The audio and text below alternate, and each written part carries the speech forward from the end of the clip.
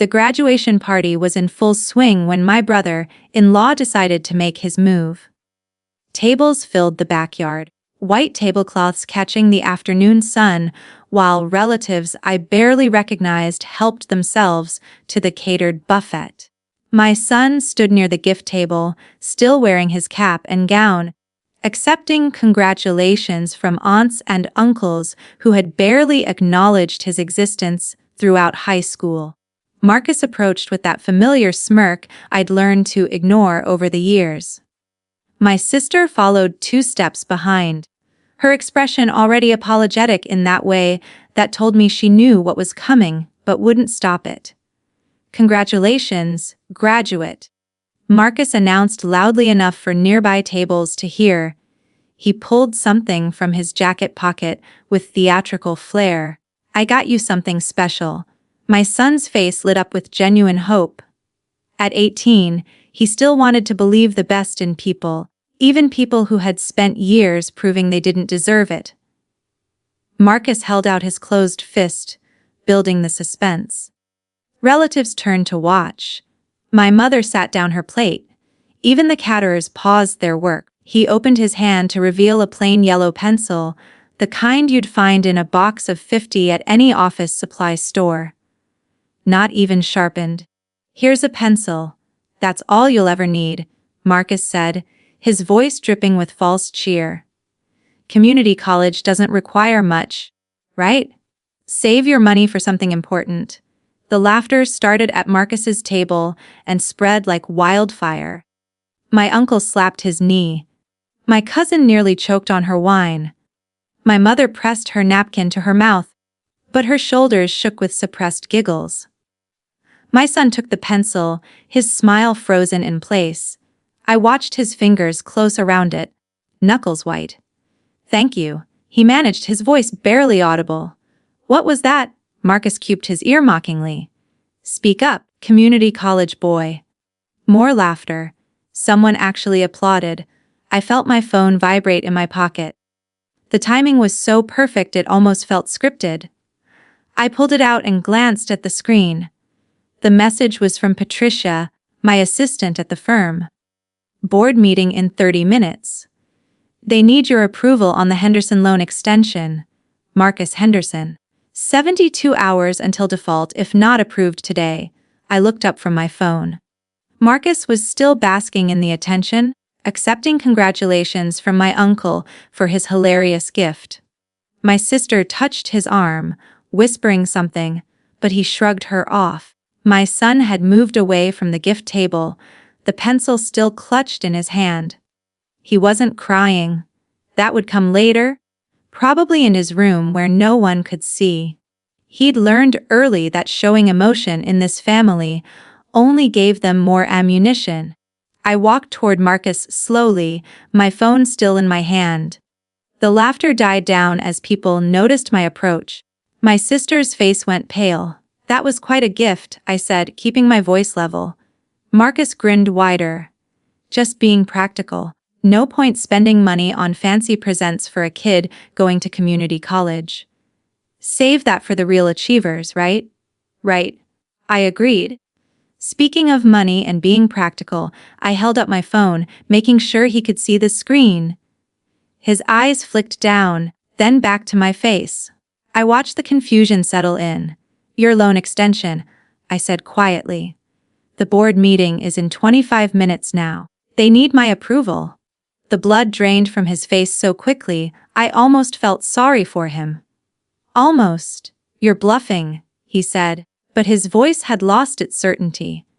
I pulled up my email and turned the phone toward him. The message chain was clear. Marcus Henderson, Henderson Commercial Properties, $7 million development loan. Default imminent without extension approval. Board awaiting decision from the Director of Commercial Lending. My sister grabbed his arm. "Marcus, don't. Please don't do this." But I wasn't doing anything.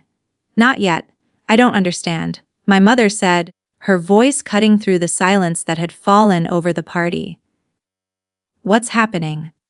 "Marcus applied for a loan extension 6 months ago," I explained, still looking at my brother-in-law.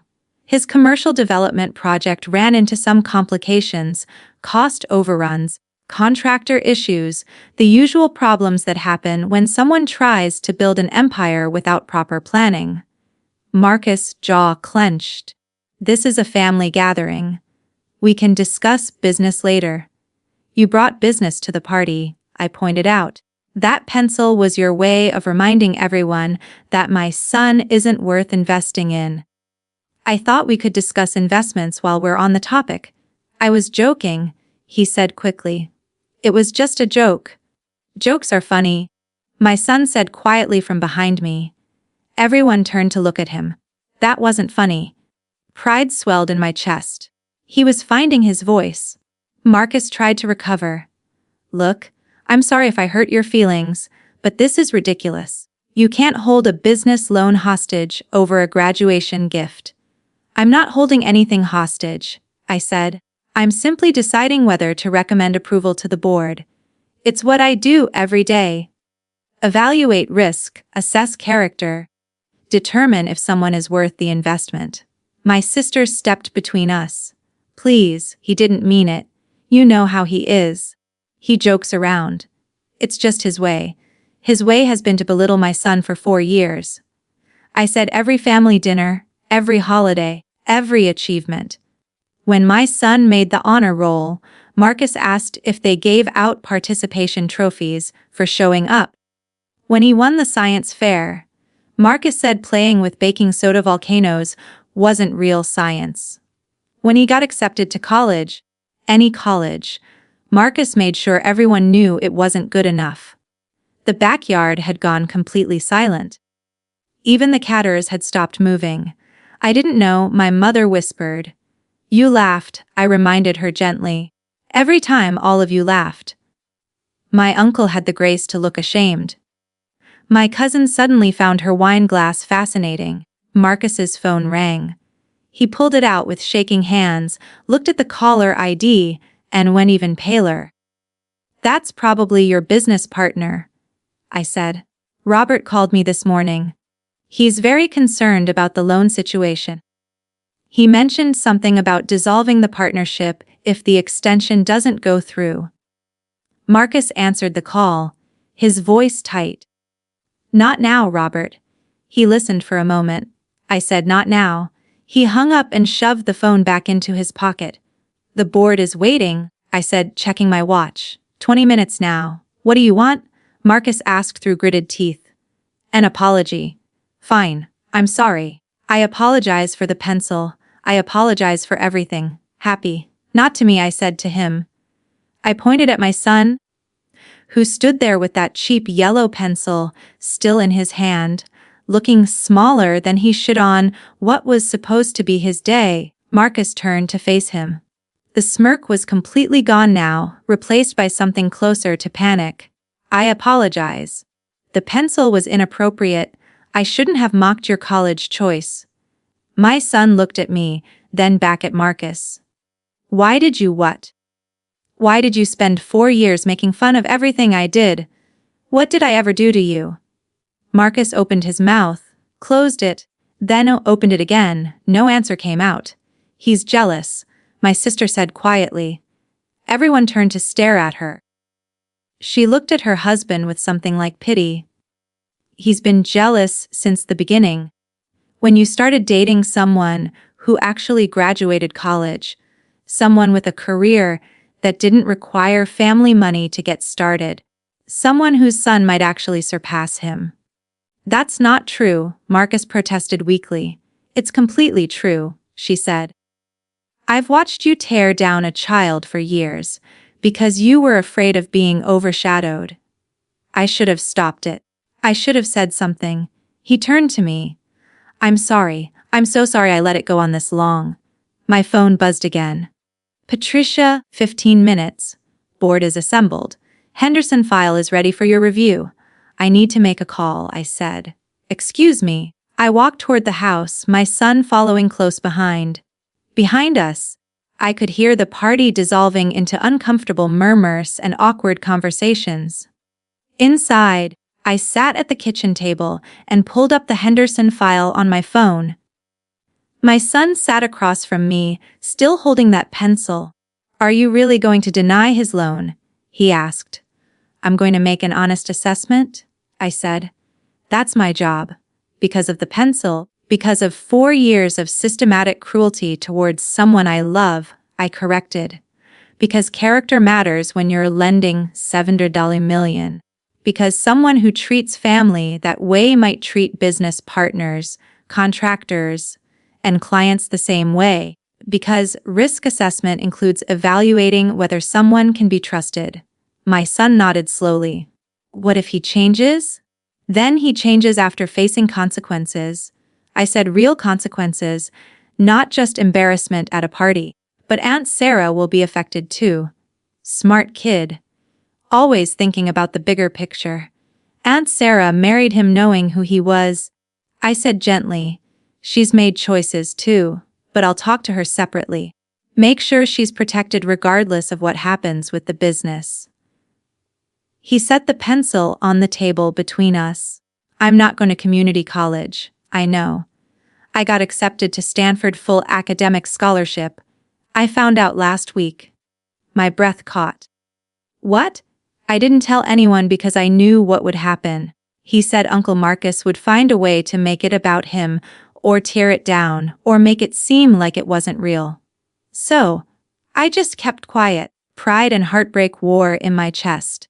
A pride that my son had accomplished something so remarkable, heartbreak, that he'd felt the need to hide it from his own family. "When were you going to tell me?" "Tonight after everyone left. I wanted it to be just us." I pulled him into a hug.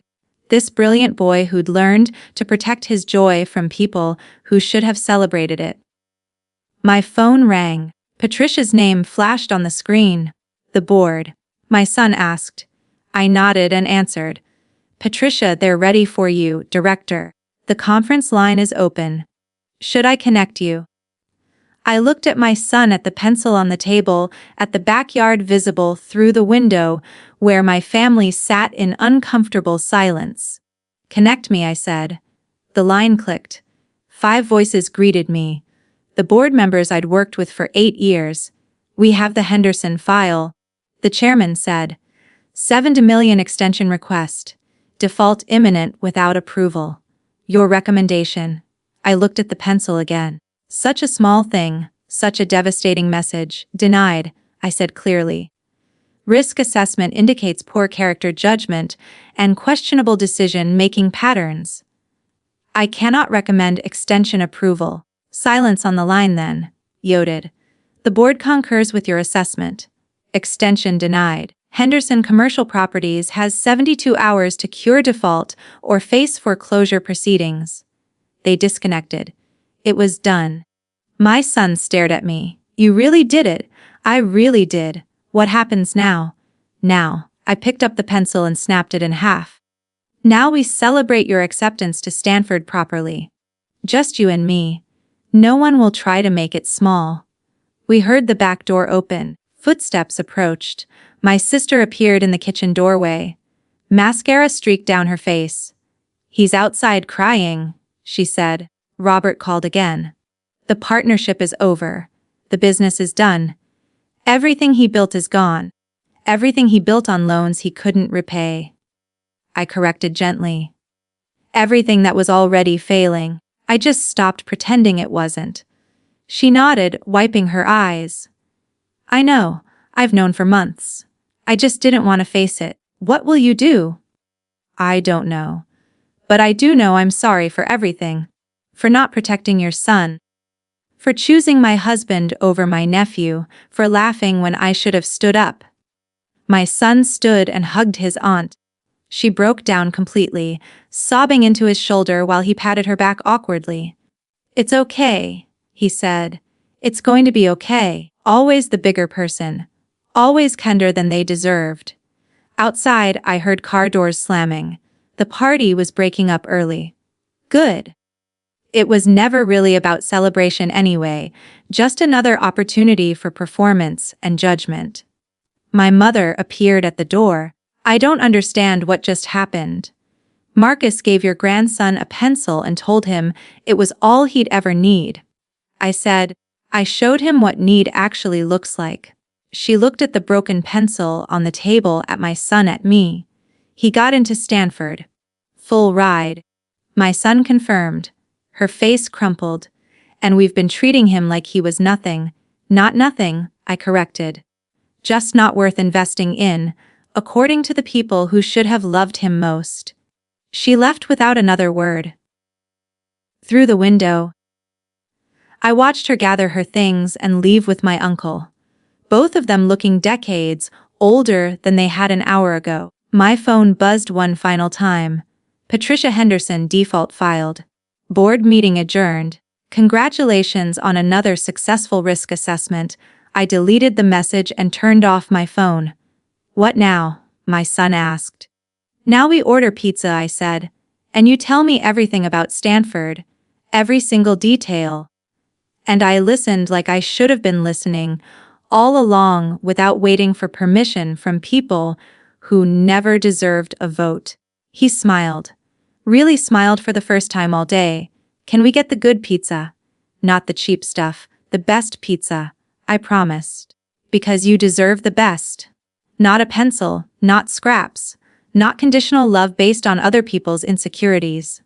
The absolute best. We ordered from the expensive place downtown. While we waited, he showed me his acceptance letter, his scholarship details, his dorm assignment. He talked about classes and professors and dreams he'd been afraid to voice.